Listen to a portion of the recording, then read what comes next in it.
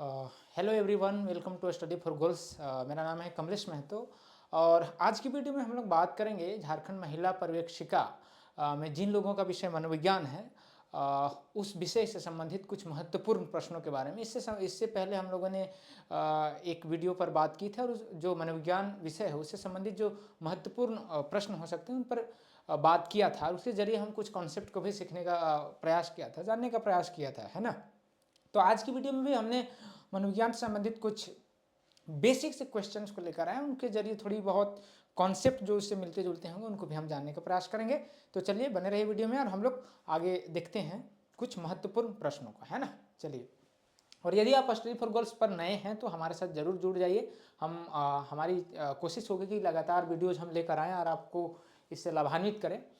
इसके अतिरिक्त यदि आप झारखंड में जितनी भी कॉम्पिटिटिव परीक्षाएं हैं उनकी तैयारी कर रहे हैं तो हमारा स्टडी फॉर गोल्स चैनल पर रोज़ सुबह 5:30 बजे करंट अफेयर्स लेकर आता है, जो कि बहुत ही मतलब कहिए कि एक लोकप्रिय कह सकते हैं कि सेशन चलता है। तो इसका भी आप लाभ उठा सकते हैं। रंजीत सर लेकर आते हैं 5:30 बजे, तो इसको भी आप देख सकते हैं। चलिए, और हम आगे बढ़ते हुए आज के जो महत्वपूर्ण प्रश्न हो सकते हैं उसकी चर्चा करते हैं।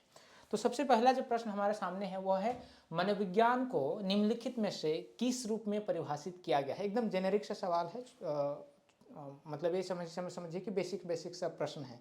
और इन प्रश्नों को कभी भी मतलब गलती नहीं करिएगा और ये सवालों को एकदम ध्यान रखना चाहिए, क्योंकि इससे सवाल इस तरह के सवाल बन ही जाते हैं। तो मनोविज्ञान को निम्नलिखित में से किस रूप में परिभाषित किया गया है? क्या यह, एक सेकेंड, हाँ,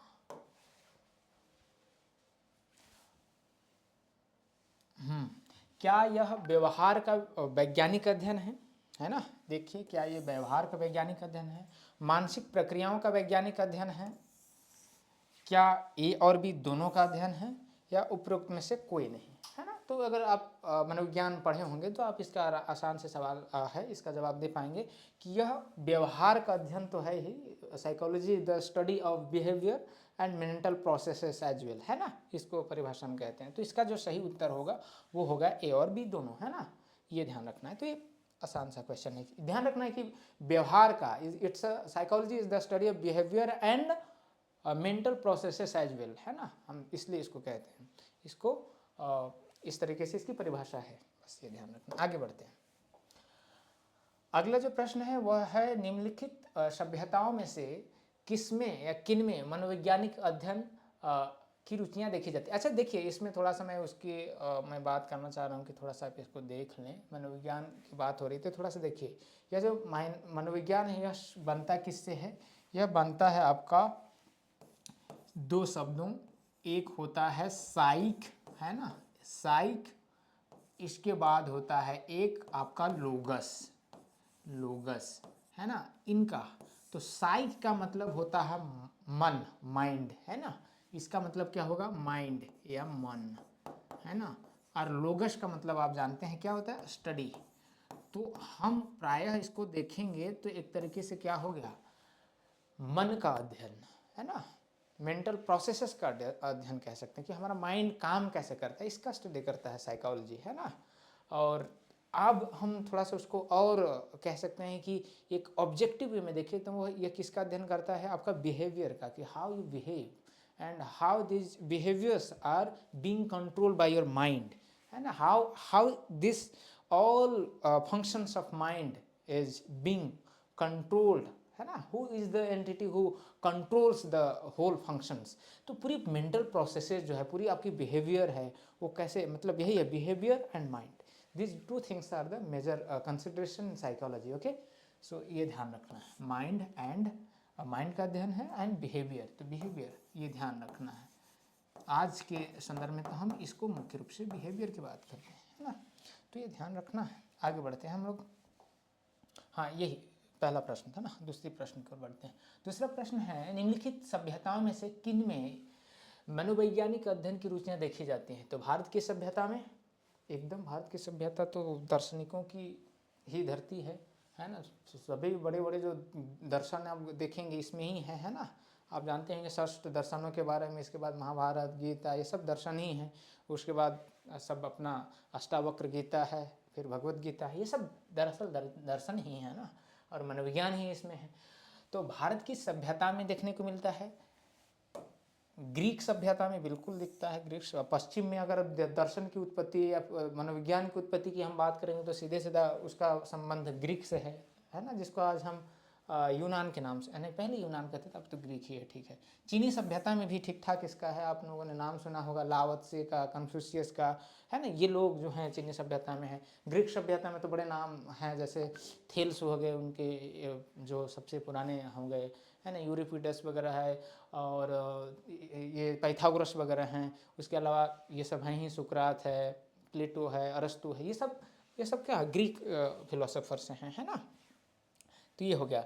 तो क्या आप एक तरीके से इसका जवाब क्या हो जाएगा, इसका सही जवाब है इन सभी में हम देखते हैं क्या है कि दर्शन, जो मनोविज्ञान की अध्ययन की रुचि हम देख पाते हैं जब आप पढ़ेंगे मनोविज्ञान को। दरअसल मनोविज्ञान और दर्शन में बहुत कम फासला है। मतलब एक तरीके से देखिए दर्शन बहुत मिलता जुलता है, दोनों का जो अध्ययन क्षेत्र है लगभग सेम है।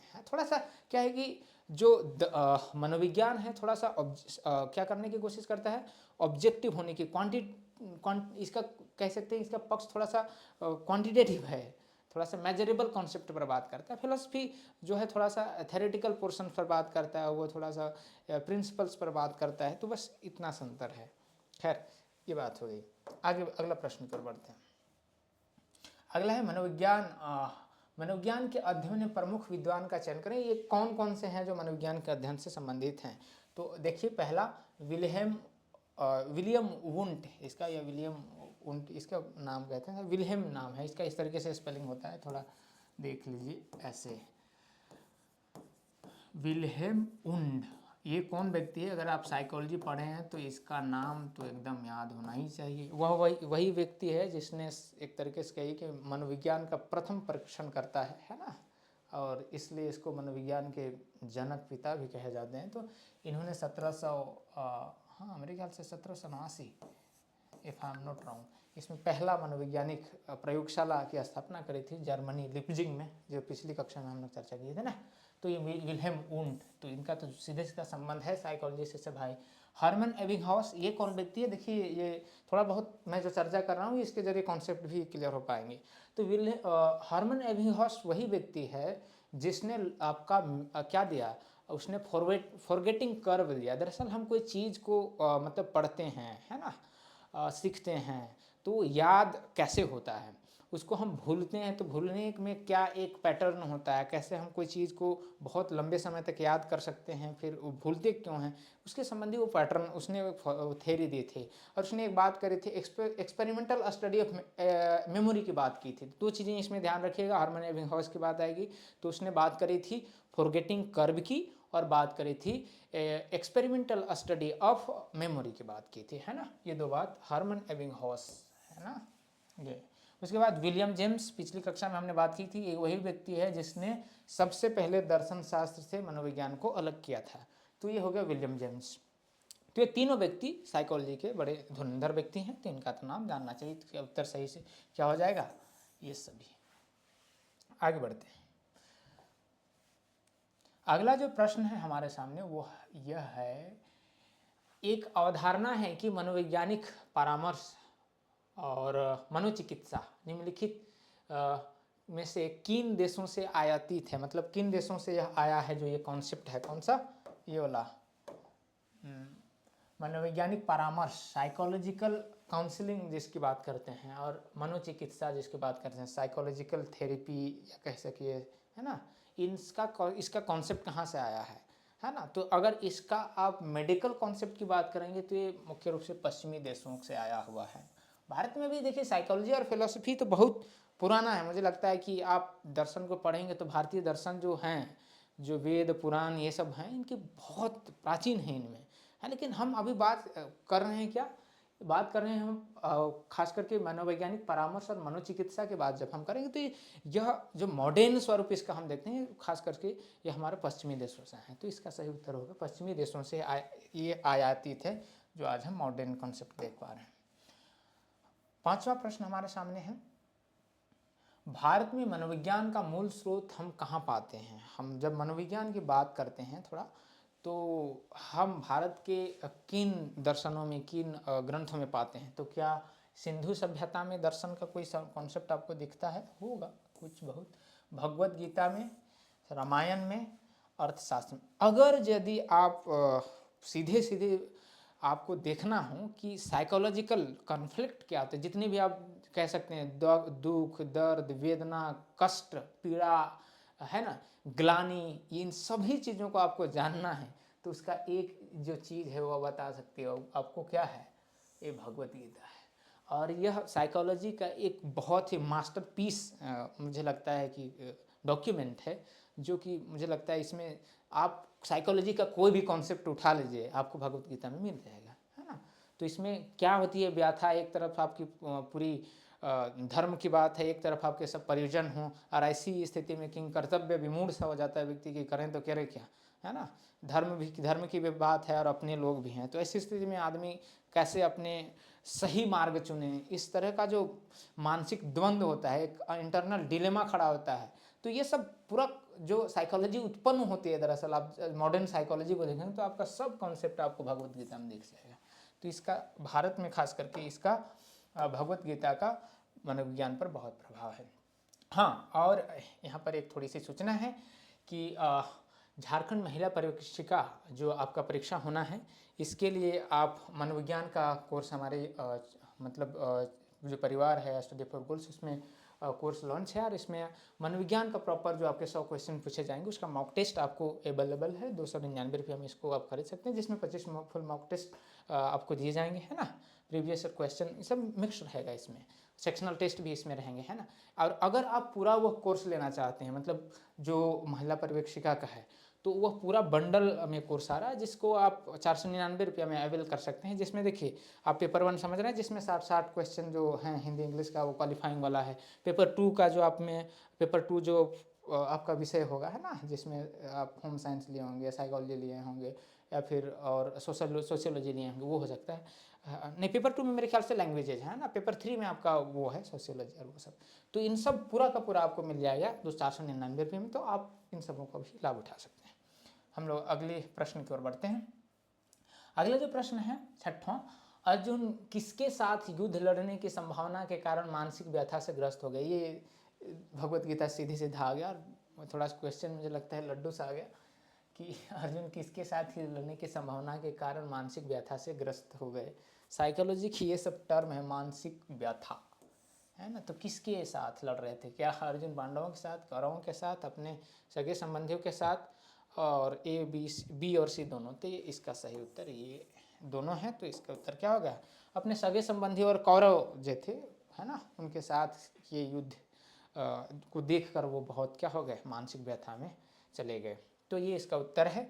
कुल मिला के इस क्यों भगवत गीता से मैंने ये कॉन्सेप्ट उठाया, ये पिछली मतलब क्वेश्चन में हमने बात किया था, है ना। अगला प्रश्न देखिए, निम्न में से किसने मस्तिष्क का विश्लेषण किया तथा उसे 4 प्रकार में विभाजित किया, है ना। देखिए, साइकोलॉजी जब पढ़ें तो एक पश्चिम का वैज्ञानिक है, बहुत बड़ा नाम है, और मेरे ख्याल से कोई व्यक्ति अगर अंग्रेजी भी पढ़ा होंगे, इंग्लिश में भी उसका जिक्र आता है, मुझे लगता है कि लगभग लोग पढ़ते ही हैं। तो एक व्यक्ति का नाम आता है, उसको आप ज़रूर याद रखिएगा, और ऐसे भी कोई व्यक्ति अगर ना भी हो तो ज़रूर पढ़े, क्योंकि इन्होंने जो बात कही वो बड़ा इंटरेस्टिंग है साइकोलॉजी में। सिगमंड फ्राइड इसका नाम है, एक मेरे ख्याल से ऑस्ट्रियन वो थे, साइकोलॉजिस्ट थे। इसने बहुत सारे थेरीज दिए हैं इसमें, माइंड के जो टाइप्स होते हैं उसके बारे में बात की, मेंटल प्रेमाइसेस के बारे में बात करते हैं, है ना। बहुत सारा इनके द्वारा साइकोलॉजी में थेरी दिए हैं। तो इसमें आज पूछ रहा है कि इसमें साइको एनालिटिकल थेरी की बात की, पर्सनालिटी थेरी दी है इन लोगों ने, इन्होंने। तो इनमें से किसने मस्तिष्क का विश्लेषण किया था, उससे 4 प्रकार में विभाजित किया था? तो यह सीधे सीधा सिगमंड फ्राइड का है। सिगमंड फ्राइड के बारे में थोड़ा बहुत और जान लीजिए। जैसे मैंने कहा कि मेंटल प्रीमाइसेस की बात की है, ईड ईगो सुपर ईगो का नाम सुना होगा, उसका भी बात इन्होंने कहा है। साइको एनालिटिकल थेरी भी इन्होंने ही दिया है ना। और हाँ, इसके अलावा इसमें तो और हाँ, ये कौन कौन से है ये मेंटल वो जो बात कर रहा है कि क्या क्या विश्लेषण तथा उसे 4 प्रकार में विभाजित किया, तो कौन कौन से हैं? तो अभी अगला प्रश्न मेरे ख्याल से आ जाएगा। तो इसलिए आप लोगों ने सुना होगा वो है ना, कॉन्शियस, सब कॉन्शियस और अनकॉन्शियस, ये 3 मुख्य रूप से बांटा है। लेकिन मेरे ख्याल से उसमें फिर एक और हुआ था, इनर कॉन्शियस की बात कर दिया, तो इसमें 4 की बात किया है, ये बात है। लेकिन मुख्य रूप से मैंने 3 ही पढ़ा है और 3 ही है मुख्य रूप से। बाद में उसका मुझे लगता है एक और बंटवारा हुआ तो 4 बात किया है। सिगमंड फ्राइड, देखिए उसी संबंधित सवाल है। सिगमंड फ्राइड के अनुसार मस्तिष्क के 4 प्रकार निम्न में से कौन है? देखिए तो यहीं पर आ गया चेतन, जिसको हम कॉन्शियस कहते हैं, है ना। पहला जो हो गया वो कॉन्शियस, हाँ एक कॉन्शियस, उसके बाद अनकॉन्शियस, अनकॉन्शियस, हाँ तीसरा हो गया हाँ चेतन मतलब कॉन्शियस, और अनकॉन्शियस मतलब हो गया अचेतन, और अचेतन को हम लोग कहते हैं सब कॉन्शियस, सब कॉन्शियस ये। और एक क्या हो गया, इनर कॉन्शियस की बात की है। तो इस तरीके से हम देखेंगे तो वह उन्होंने बात किया है मेंटल लेवल पर 4 प्रकार के मस्तिष्क की। तो ये हो गए आपके 4, कॉन्शियस, अनकॉन्शियस, सबकॉन्शियस और इनर कॉन्शियस। इस 4 तरीके की ब्रेन का उन्होंने एक तरीके से टाइप्स बताए। और उन्हें एक महत्वपूर्ण बात बताएं कि मनुष्य की जो ज़्यादातर जो वो होती हैं, कह सकते हैं कि उनके जो विचार होते हैं वो सबसे ज़्यादा होते हैं वो अनकॉन्शियस माइंड में होते हैं, है ना। अनकॉन्शियस माइंड में उसके ज़्यादातर जो दिमाग में जो विचार चल रहे होते हैं उसका ज़्यादातर भाग अनकॉन्शियस होता है। और जो काम करता है मनुष्य, जो भी काम करता है उसको जो ड्राइव करता है वो उसका अनकॉन्शियस पार्ट ऑफ माइंड है जो काम करता है उसको। तो ये बात कही थी उन्होंने। पश्चिमी मनोविज्ञान की जड़ की तलाश हम किस दर्शन में करते हैं? तो अमेरिकी दर्शन में करते हैं, अमेरिकी दर्शन में करते हैं क्या, ब्रिटिश दर्शन में, जर्मन दर्शन में, ग्रीक दर्शन में? बिल्कुल, जैसे मैंने तभी बातचीत में कह दिया था कि जब भी हम पश्चिमी मनोविज्ञान की बात करेंगे या उसकी जड़ की बात करेंगे तो ग्रीक होगा, है ना, यूनान होगा। जैसे बताया थेल्स हो गए, या फिर बहुत सारा है उसमें, पाइथागोरस हो गए, प्लेटो, अरस्तु, सुकरात, ये सब लोग ग्रीक के हैं। तो इसलिए इसका उत्तर होगा ग्रीक। अगला प्रश्न 10वां प्रश्न है, वे कौन से प्रथम दार्शनिक थे जिन्होंने आत्मा के बारे में सर्वप्रथम विचार किया था, है ना। वे कौन से लोग थे? जैसे मैंने साइकोलॉजी की परिभाषा में बताया था कि जब साइकोलॉजी की परिभाषा करनी हुई तो सबसे पहले कहा गया कि यह आत्मा का विज्ञान है ना, study of soul is known as psychology. और बाद में इसको कहा जाने लगा कि the study of mind is known as psychology. फिर बाद में इसको कहा जाने लगा कि study of behaviour is known as psychology. तो इस तरीके से इसकी परिभाषा मतलब कालांतर में बदलती चली गई। लेकिन कह रहा है कि जिन्होंने इसको साइकोलॉजी को आत्मा के रूप में परिभाषित करने की कोशिश किया तो उनमें कौन कौन से तो थे, ये ध्यान रखना है। ये दोनों लोग थे, प्लेटो और अरस्तु। तो इसका सही उत्तर ये होगा, ए और बी दोनों, है ना। विलियम जेम्स कौन व्यक्ति था? वही व्यक्ति था जिसने मनोविज्ञान को दर्शन से क्या क्या अलग करने के मतलब विचार दिया। फिर उन्होंने ही दर्शन से अलग विषय के रूप में इसकी ख्याति दिलाई या फिर उसको अलग किया। अगला प्रश्न की ओर हम बढ़ते हैं। अगला प्रश्न हमारे सामने है, अरस्तु किसका शिष्य था? ये तो थोड़ा जेनेरिक सा सवाल है। अरस्तु किसका शिष्य था जो मनुष्य के मौलिक प्रकृति के बदलाव में विश्वास करते थे? तो प्लेटो का था, वुंड का था, विल्हेम का था, इनमें से में कोई नहीं। देखिए एक चीज़ ये जानना है, गुरु शिष्य वाला मामला जानना हो तो इसको इस तरीके से याद रखिए। सबसे पहले जो आपका हुआ दार्शनिक कहिए, मनोवैज्ञानिक कह लीजिए, तो सुकरात हुए, सुकरात ग्रीक के। उसके बाद इसका जो शिष्य हुआ उसका नाम हो गया प्लेटो, प्लेटो। और प्लेटो का जो शिष्य हुआ उसका नाम क्या हुआ? सुकरात। सॉरी सुकरात तो गड़बड़ हो गया, सुकरात नहीं, अरस्तु, अरस्तु जिसको एरिस्टोटले कहते हैं इंग्लिश में, अरस्तु। अब इसका भी शिष्य हुआ, देखिए गजब का है। इसका शिष्य हालांकि दार्शनिक नहीं हुआ लेकिन विश्व विजेता सिकंदर के नाम से प्रसिद्ध हुआ, तो इसका हुआ सिकंदर। तो एक इतना सा इन्फॉर्मेशन याद रखिएगा। तो इस तरीके से तो कभी भी ऐसा पूछे तो ये वाला आप डेटा जरूर, मतलब ये वाला याद रखिएगा। सुकरात सबसे पहले आता है, उसका चेला हुआ प्लेटो, प्लेटो का चेला अरस्तु, अरस्तु का चेला सिकंदर। इन लोगों ने गजब दुनिया में अपना कहर ढाया। तो इसका उत्तर क्या हो गया आपका?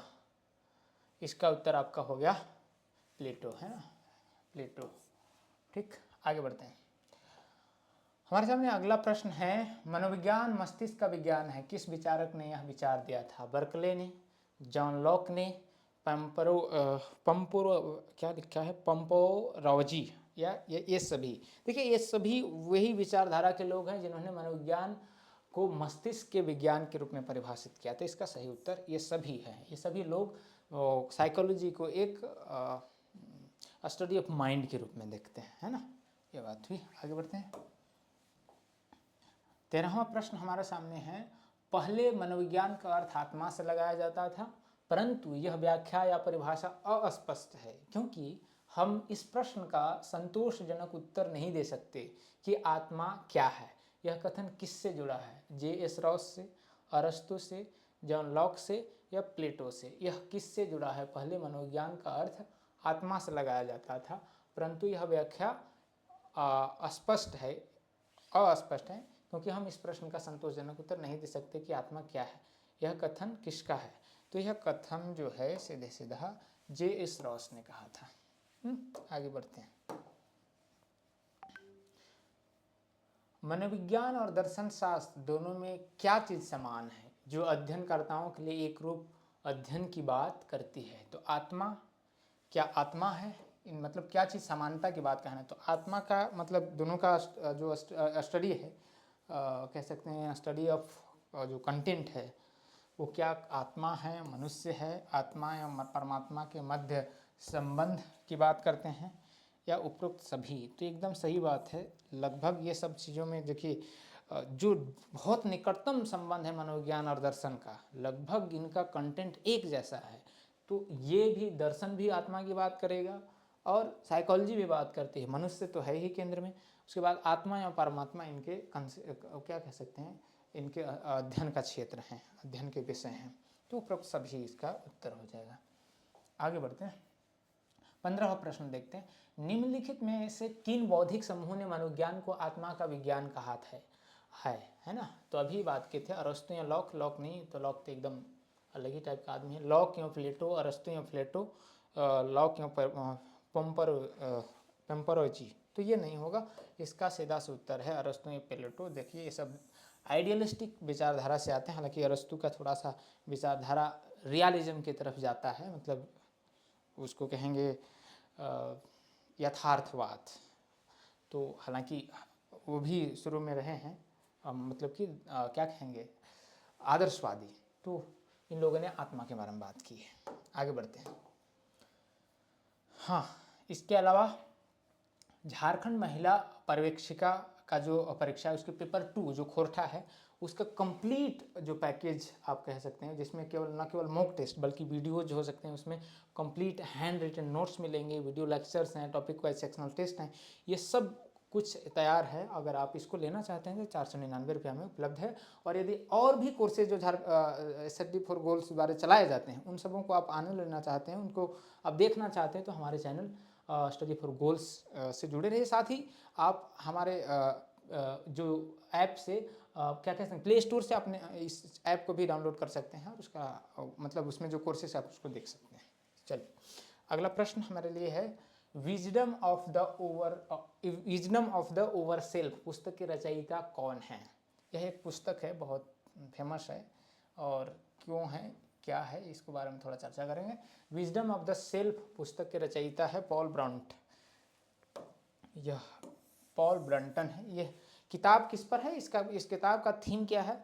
इन्होंने यह किताब लिखी है भारत में जो संत हैं, जो महर्षि हैं, इन लोगों के साथ इन्होंने समय बिताया, और उनके साथ समय बिताने के बाद जो उसके अनुभव है उसको इन्होंने इस पुस्तक में लिखा है, wisdom of the over self, ये पुस्तक।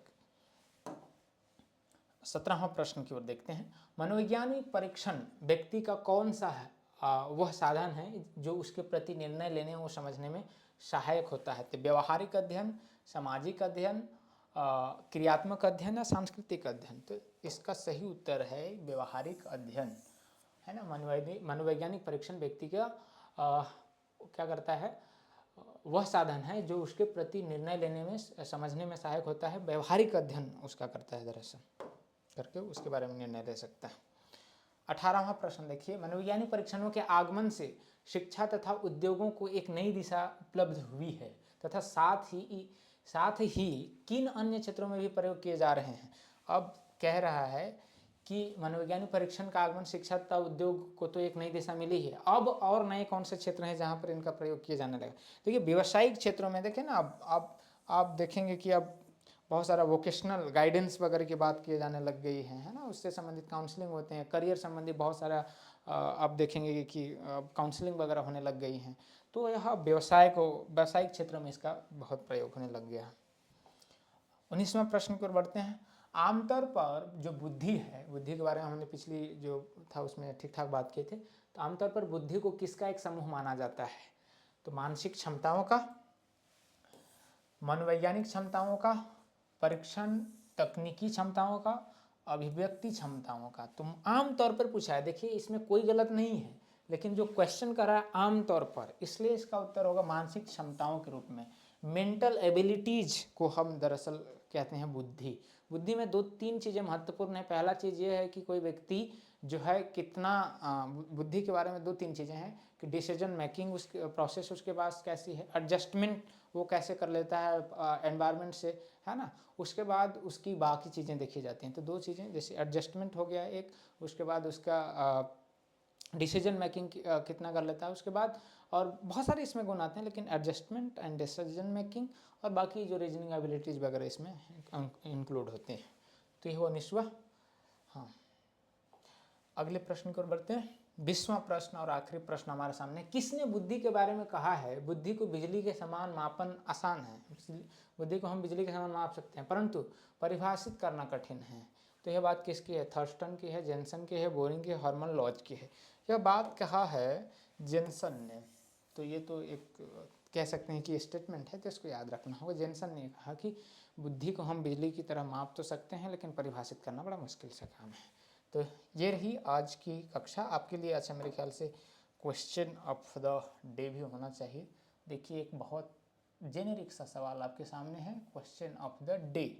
आप इसका उत्तर मुझे कमेंट बॉक्स में देंगे। भाई इतना अगर मुझे नहीं लगता है कि यूट्यूब में कोई पढ़ा रहा होगा साइकोलॉजी महिला पर्यवेक्षिका के लिए, तो आप थोड़ी हमें भी क्या कहें वो करिए, प्रोत्साहन दीजिए, मोटिवेट कीजिए कि भाई पढ़ा रहे हैं तो आप कमेंट बॉक्स में लिखिए और थोड़ा पढ़ रहे हैं कि नहीं हमें भी पता चले, है कि नहीं। तो इस क्वेश्चन का जवाब दीजिए कि निम्नलिखित में से किसको मनोविज्ञान का पिता कहा जाता है। जेम्स विलियम को, डीथे को, विल्हेम वुंड को, सिगमंड फ्रायड को, किसको कहते हैं? ये उत्तर मैं नहीं दूंगा, आप खुद ही दीजिए। मेरे ख्याल से मैं चर्चा के दौरान शायद बोल भी दिया होगा, लेकिन आप इसको ज़रूर कमेंट बॉक्स में इसको हमें उत्तर दीजिएगा। ये आपके हिंट के लिए, क्लू के लिए उस व्यक्ति का फ़ोटो भी दिया हुआ है, आप इसके ज़रिए भी उत्तर तक पहुंच सकते हैं। तो यह थी आज की वीडियो। आप लोगों को कैसी लगी? आपकी सुझाव और आपके कमेंट महत्वपूर्ण है। इसके अतिरिक्त स्टडी फॉर गोल्स के द्वारा खुरठा का सामान्य ज्ञान पुस्तक मतलब उपलब्ध है।